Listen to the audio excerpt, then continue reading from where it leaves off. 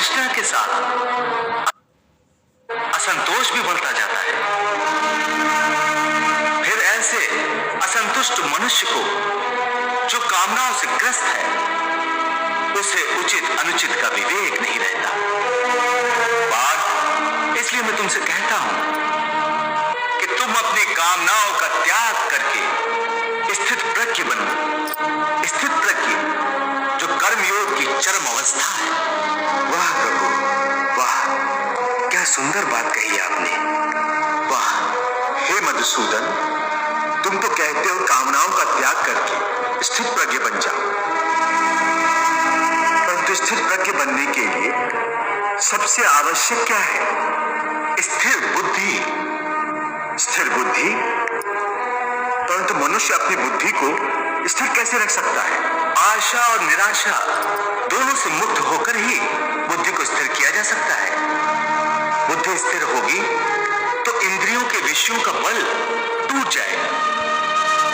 यदि कोई किसी इंद्रिय को ही काट कर फेंक दे तो क्या उस इंद्रिय का विषय नष्ट हो जाएगा? नहीं अर्जुन, यदि किसी दुर्घटनावश किसी की आंखें अंधी हो जाएं, तो यह आवश्यक नहीं कि उसकी आंखें रूप की कल्पना करना ही छोड़ दें। आंखें ना होने पर भी उसका मन ऐसे दृश्यों की कल्पना कर सकता है जो उसे विषयों के मोह में फंसाए चले जाए। पार्थ, एक अंधा मनुष्य भगवान के स्वरूप की भी कल्पना कर सकता है।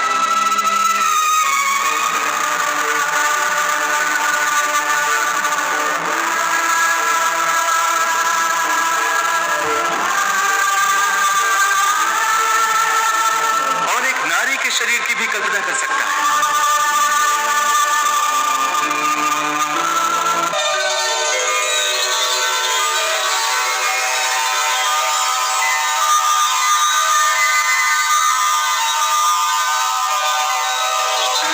सो किसी इंद्रिय के होने न होने से मन की वासना और आसक्ति में फर्क नहीं पड़ता। हे अर्जुन, तुम यूं समझो कि जैसे कोई मनुष्य आंखें बंद करके ये प्रदर्शन कर रहा है कि वो भगवान का ध्यान लगाए बैठा है, परंतु वास्तव में उसके मन की आंखों में भगवान की मूरत नहीं, अपनी प्रेमिका का शरीर घूम रहा है।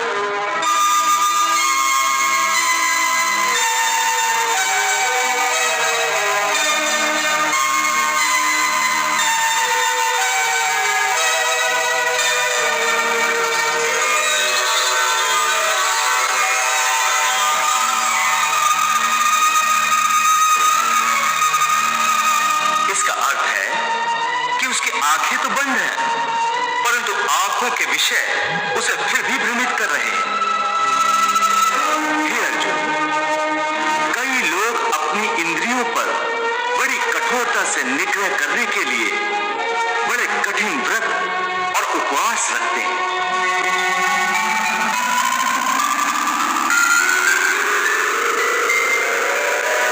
कई दिनों तक खाना पीना छोड़ देते हैं। फिर भी यदि उनका मन भांत भांत के स्वादिष्ट भोजनों की वासना में ही अटका रहे, तो हठ के द्वारा किए हुए इस व्रत उपवास का क्या लाभ है?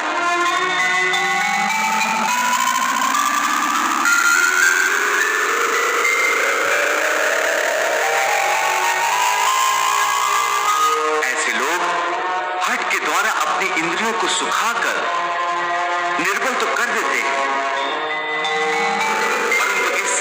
विषयों की आसक्ति का त्याग नहीं हो सकता।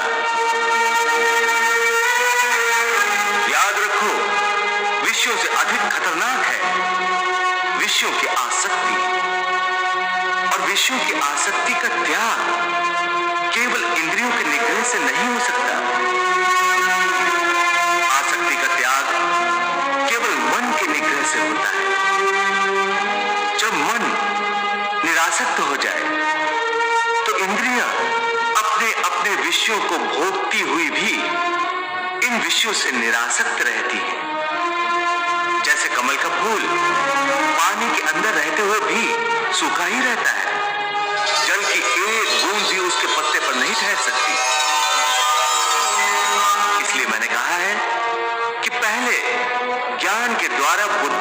स्थिर करो।